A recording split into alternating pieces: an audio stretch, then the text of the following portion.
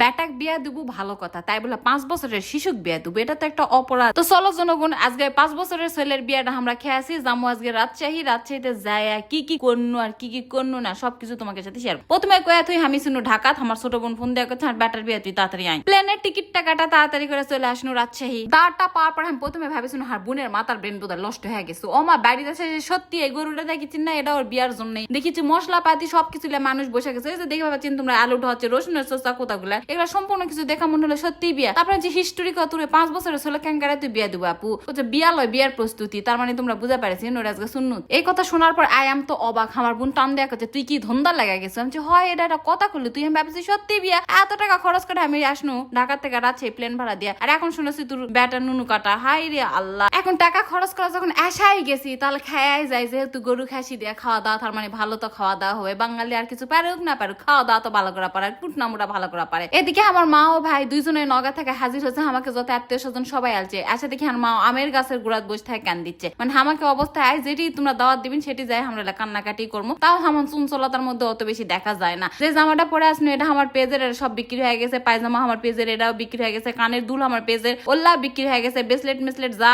পরিধান করেছি সবকিছুই আমার পেজের। কিংবা কিনা নিতে পারেন আমাকে শোরুমের থেকে। তো আজকে আমরা আলজন্য পানের শহর মোহনপুর আসা মানে তুমি খালি বিঘার পরে বিঘা দেখবেন পানের বর আর পানের বর। কথায় আছে একদিন না গেলে বলে পানের বর পর হয়ে যায়। আর পানের বরের মধ্যে এত পরিষ্কার পরিচ্ছন্ন ভাই আমাকে ঢুকপাট দেয়নি, তার মধ্যে গায়ে দেওয়া ছিল সেন্ট। কোনোভাবে তোমাকে ঢুকপাট দেওয়া যাবে না। তাই আশেপাশে থেকে তোমাকে দেখাচ্ছি ক্যাঙ্কারা পানের বর হয়। যারা পানের বরত গেছেন তারা তো জানি এটা কত পরিষ্কার এবং কত সুন্দর, মানে এত সুন্দর। ওই এলাকার মানুষের ঘর বাড়ি যেমনই হোক না কেন পানের বরে ভালো থাকতেই হবে। তোমরা যদি কেউ এই পানের বরত বসে থাকে আমার ভিডিও দেখেন, অথুক্কু মোহনপুর থেকে আমার ভিডিও দেখেন, অবশ্যই কিন্তু কমেন্ট করে জানাবেন আপু আপনি আমাকে এলাকা তেল চিনেন, এই কথা শুনতে কিন্তু খুব ভালো লাগে। তো যাই হোক চলে আমরা আবার ধুরোয়েল হাটের মধ্যে আনা টাটকা কিছু খাওয়ার জন্য। বাড়ি ভর্তি লোক, কে কার খোঁজ থইবু, নাস্তা পানি কোনো কিছু আর দিচ্ছে না। তাই চলে আসছে মনের দুঃখে হাটত বসে থাকে আমরা খাওয়া দাওয়া করেছি। সাথে লিয়া গেছে আমাকে সব চলপ লোক ওর সবগুলা খিলানো। আর গ্রামের মধ্যে আলে যদি ভালো খাবার নাই খান তাহলে কিছু হলো। আমি আর অনেক তো ধান্দাতে থাকি, যে এলাকার যাবো ওই এলাকার পুরিয়া সিঙ্গারা ট্রাই করবো আর কিছু কলা। আর এদিকে বিয়ার বাদ্য বাজছে ওই এলাকার থেকে আমরা শুনে পাচ্ছি, এত জোরে জোরে গান হচ্ছে। আমার কথা হলো ভাই সুন্নুতে তো এত বড় অনুষ্ঠান করা লাগবে, গরু খাসি দেয়া খাওয়া দাওয়া, ওরে বাপরে বাপ শুনাই তো আমার মাথা ঘুরে উঠিছে। ভাগ্যিস দান কিনা লিয়া যায়নি ব্যাটার বইয়ের জন্য, না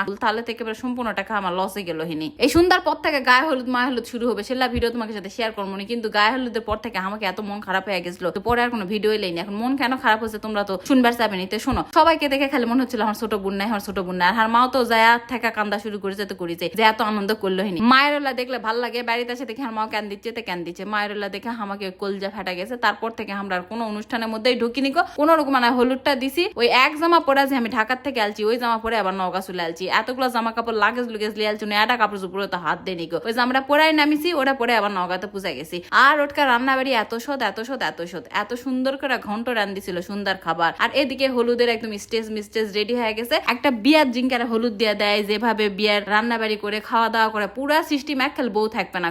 আমার ভ্যাগনাকে মাথা টুপি পাঞ্জাবি দিয়া বসে গেছে, আর খালি আসসালামু আলাইকুম করছে, টাকাটা লিচ্চার এর মধ্যে দিচ্ছে। ওই পাইছিল 22,000 টাকা খালি ওই হলুদের দিনই পাইছে, দাম ছাড়া। আই আম তো অবাক, আমাকে এলাকা তো হলুদও তো এত টাকা ওঠে না। ওরে ব্যাপু মোহনপুরের মানুষ এতই ভালো। আর কি হলুদের স্টেজের মতো সবকিছু সাজাছে, আর বোনেরা সবাই উঙ্কারাই শাড়ি পরিছে, মানে একটা বিয়াই বউ থাকবে না এটি। এরপরে একের পর সবাই আসিচ্ছে, ও খিলাচ্ছে চুলাচ্ছে। আর আমার ভ্যাগনা ওরে বাপরো বাপ কোনো ব্যারুজ নাই, একের পর এক খেতে আছে করছো না যে মারো খামো না কখনো ঝাল কখনো মিষ্টি। আমাকে করছে খালামনি তুমি রোস্ট খিলাও। তারপরে আমাকে আবার খাওয়ারের আয়োজন হয়ে গেছে, বোটের ডাল। আগে তো আমি ওটা চেকালিছি যে ক্যাঙ্কা হয়েছে, এটা আমাকে বলে জানান লাগবে, আমাকে বলে রিভিউ দেওয়া লাগবে। আমি কোশ্চেন ভালো হয়েছে, বিয়ান যখন কোসে ভালো হয়েছে তার মানে আসলে ভালো হয়েছে। তারপরে খাবার বসনো, খাবারটা আবার খেয়ানো, সবার সাথে কথাবার্তা কোনো। এদিকে তো ইয়ার কি ফাজলাম এলা সব চলিচ্ছে। আমার বোন ভাই সবাই খুবই মজা করেছে, খালি আমাকে পরিবার বাদে। আর আমাকে জন্য আমার চাচি খালা এর কেউ মন খারাপ হচ্ছে, কারণ একই বাড়িতে আমরা কান্নাকাটি করতেছি, আর সবাই তো নাচানাচি করতে পারবে না এভাবে আমাকে সেই রাত চলে গেল। খুবই গরম ছিল, আমি একেবারে অসুস্থ হয়ে গেছিল।